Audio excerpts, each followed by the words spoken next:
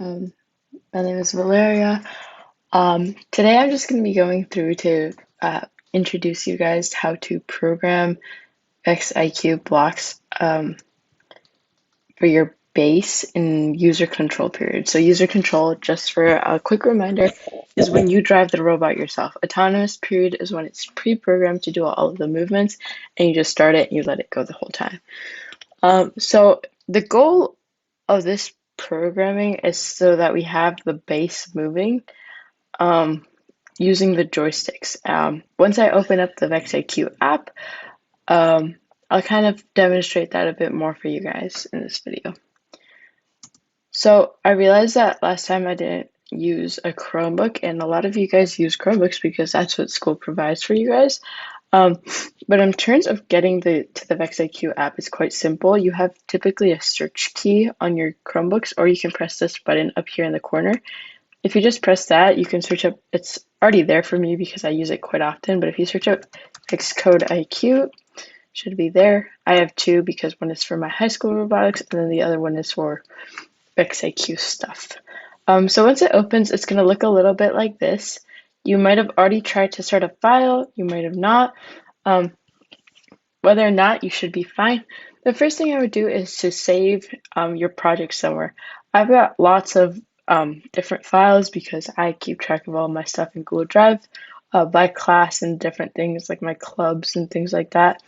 I have a file specifically for robotics, and then I have a programming folder. So for this, I'm just going to call it user control. And then usually I like to put the year. So it's 2324, just so that I know, because over time I have various versions of various things. And I suggest make sure if you don't have it organized in your Google Drive, make sure it's just in your Google Drive instead of like your downloads or your local files. Because if you ever are to have to restart your Chromebook, or you have to switch Chromebooks, or have to use a different Chromebook for a day because you forgot your Chromebook at home, you should still be able to access the file if you save it within this section. So just click My Google Drive and My Drive, you should be fine. I'm just using like specific folders because I have a lot of files now that I'm in high school and all of that. But yeah, don't save it up here in these like local things, because if you do lose track of your Chromebook, you will lose access to your program. So now that I say that, the name up here changed. And if you guys watched the train video, you probably remember that we had to initialize our devices. So by devices, I mean anything electronic. That includes sensors, motors, controllers, a ton of things. For now, we're just going to stick to the basics, which is our motors and then our controllers. So most of you guys are probably running 2 motors for your entire base, which is probably a good idea considering that you guys only have 6 motors. But first, we want to start off with our controller because everyone needs a controller. These are like the basic action buttons. I'm going to come back to this once I go back to the goal of programming today, just to kind of explain to you guys how that works a bit. But we just click done and we have a controller set up. Then we click add a device because we need to add our motors. So we have a left side and a right side. For me, I've already looked at my robot. My robot has a port 6 for the left side. We just want to name it something. Just a quick note, if you notice that it turns orange, that's because Vex uses that word for something else. And if you try to use it, the code will get all mixed up. So it's just Vex trying to stop you from doing that. It doesn't let you do it. So yeah. And then also, my motor is reversed on the left side. Yours might not be. Later on in the video, when I show you all my cable setup, I'll explain to you how to like identify that. And then I have my right drive, which is port 12, which I've already talked to my team about, aka me, because it's just me making these videos. And this motor is not reversed. So I'm just going to leave it like that under normal and click done. That's all of our initializing. For those of you that don't know what initializing is, it just is telling the program that these devices exist. And I'm not sure if you noticed, but when we added things like controllers and left drives, these like tabs opened up. Because if you don't have like a motor, you can't really move anything. So why would Vex give you blocks that you can't use? You don't have any purpose for using. So that's just a little note as to why, like, we want the program to know that we have a controller, because not all programs require controllers. Which is why we have to tell it. All of them require brains, obviously, because if not, you can't connect anything to it. You can't even like upload code. So that's why that's defaulted in there. But yeah. Back to the purpose of our programming, I'm just gonna open up our controller because it has a nice little reference photo of the top and kind of like the like this, but on its like side. So essentially the goal is to have, we're gonna be programming a tank drive. So if you work with me at with VEXIQ, you've probably already seen my example, just to get you guys to have a better understanding of what tank drive is. If you don't understand what it is, that's okay. I'll probably show it at the end of the video, just kind of moving and explaining how like it moves exactly. But essentially, this joystick, moving it forwards and backwards, controls the left side of the robot, and then the right joystick, moving forwards and backwards, controls the right side of the robot. And what's pretty cool is that it's not that difficult to have it be adjusted, adjust the speed of it. So essentially, if I move this joystick just a little bit forward, it'll move just like pretty slowly. And if I just move this joystick a little bit forward, it'll move pretty slowly. And then if I also move it in the other direction, the side will move backwards. So that's the goal of what we're going to do today. Just have it move when we click on, when we move the joystick, and then also have the speed change based on where it is. We're going to go back to events. I'm not sure if you saw this in my last video, but this is pretty important because this is like looking for messages to be sent. So essentially, events are like lines of code or blocks of code that are continuously checking if something is happening. So like when started, that's like something that happens when it starts. But these other ones, it's like when the controller button E up is pressed, it's continuously checking to see if your controller button E up, which is this button by the way, if it's pressed, it'll run whatever blocks are underneath that line of code.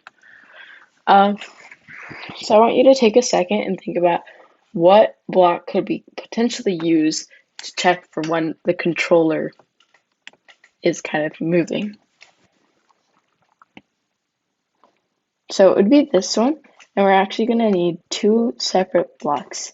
And the reasoning behind that is because we have two joysticks, and we don't want the same lines of code running for the same or different sides, because we want each one to be independently run. If we go back to our thing, I'm going back and forth between this, we can look and see. It actually doesn't show it on the diagram here, but essentially in this direction is axis A, this direction is axis B, this direction is axis C, and this direction is axis D. So it's kind of weird, but that's just how Vex works and how they named it. So if we look at this, they both have the same axes. We know that we want to use the one that goes, the ones that go in this direction. So that means that would be axis A and then axis D. So we're just going to switch that over really quick. The next thing we want to do is have it change speeds. So essentially, we want to set the speeds different for each time we run. So we're going to add this block of code, which says we set a velocity to various things over to like a number. We have to set it to left drive and we have to set it to right drive. Now I want you to think for a second why this is. And that's because we have the A, which is on our left side of the controller, it has to control the left side of the drive. And then D, which is on the right side of the controller, has to control the right side of the drive. But if we look here, we're setting the speed of the robot to consistently be 50%. That's not necessarily what we want, because we want it to change based on the position. So if we go over to sensing, we can actually see different blocks that like get sensor values from the controller or the brain. So here's controller sensing, which is probably what we're gonna want. And I want you to think like which one probably is the best bet, because only one of them talks about the axes. And I'll give you another hint. The block has to go in this little white kind of oval shape. And the way Vex works is that it never allows you to put a block that isn't the right shape inside. So if I try putting this block, hint, it's not the right one, it doesn't even show up to let me put it in there.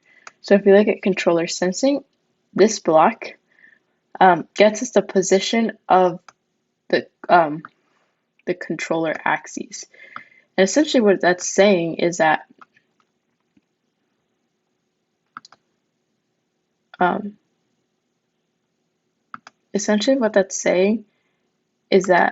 as this distance, like let's say this is where the joystick, my cursor is the joystick, as it moves forward, it gets the position. It starts at 0 here, and then this is 100. And then when it goes in the other direction, it's negative 100. So as we move, like this might be 50%, this might be 75, and then all the way over here is like 100, right? So it's setting the velocity to different speeds.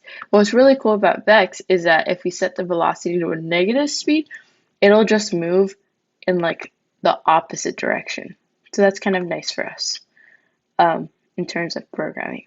Now we also have to do this for the other one, but I want you to take a look and tell me what's wrong. So what's wrong is that we need axis D for this side. But right now with our code, all we have is that it sets the velocity. It's not actually going to move anything. So we kind of have to add a block that's going to tell it to start moving, but we don't want it to tell it to start moving a specific amount.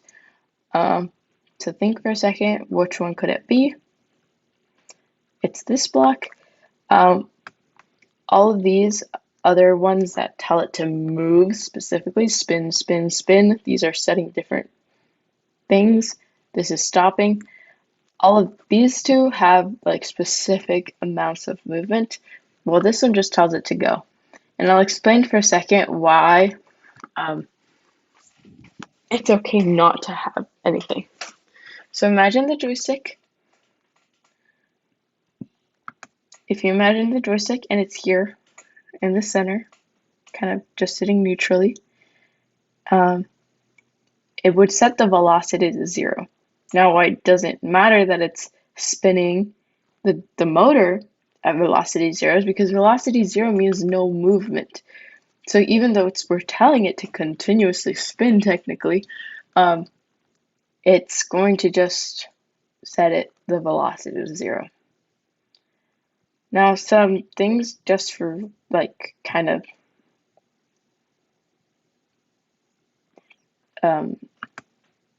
safety or like just general stuff is that I like to just set the velocity to 0% when we start for both sides. Pretty sure you shouldn't have to do this. That's just my personal preference. Okay. That's the end of programming. That's actually all it takes to program a drivetrain. I actually screwed up there. You need to change that. That's all it takes. So now I'm going to switch up my setup to show you guys uploading the programming.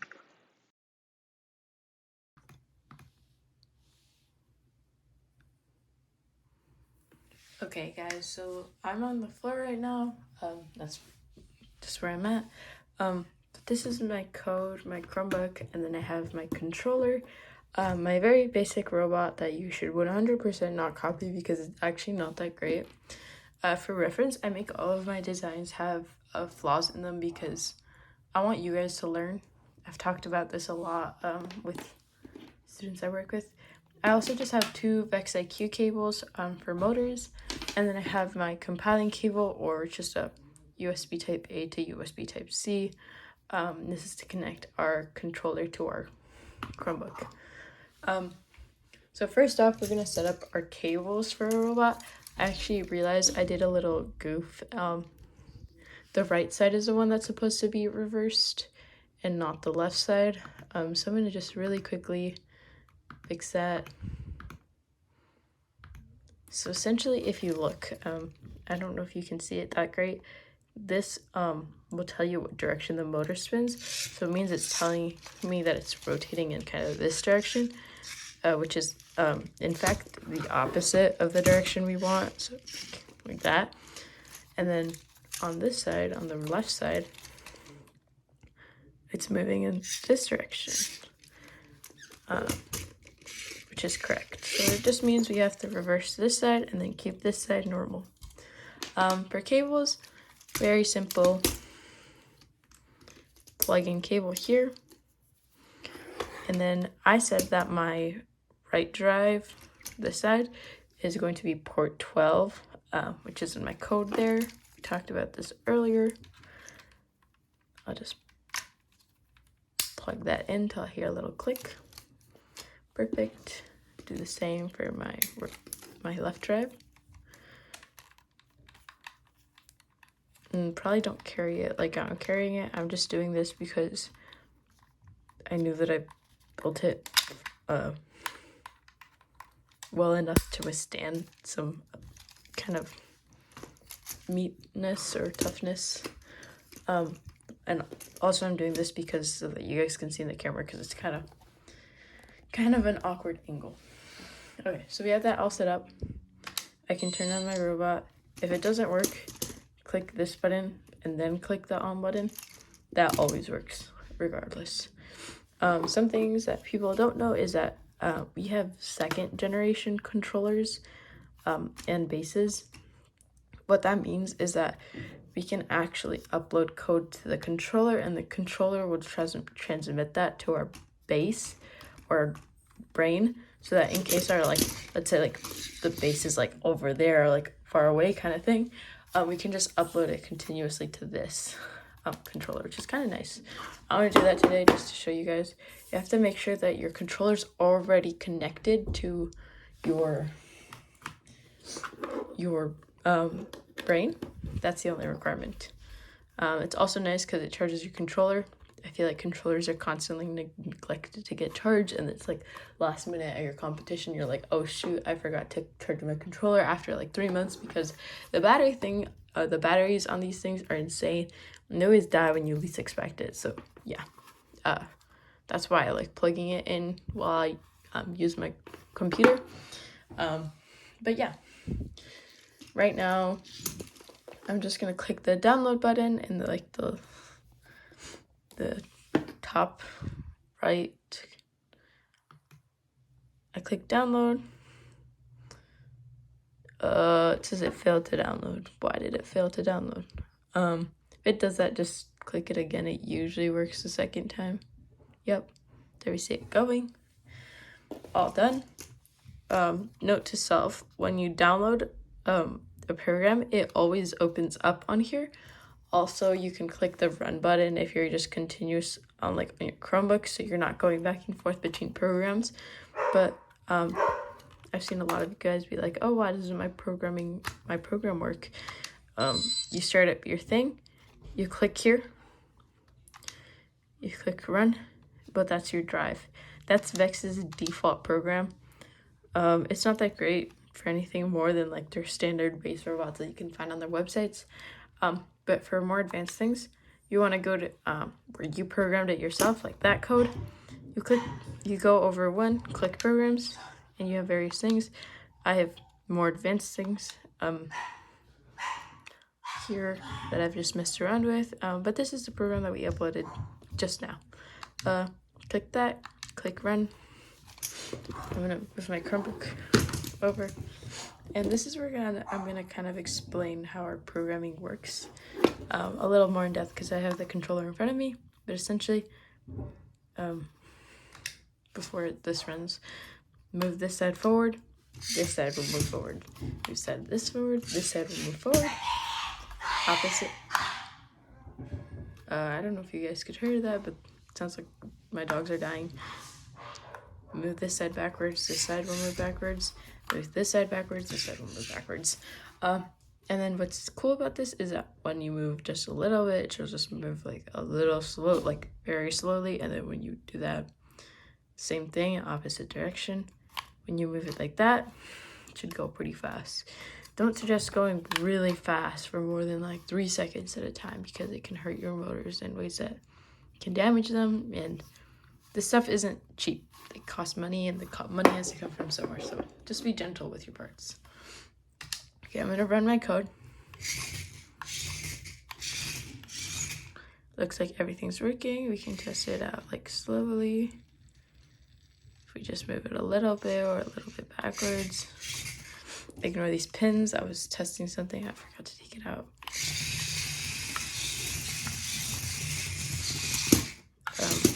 Yeah, don't run your robot over your Chromebook.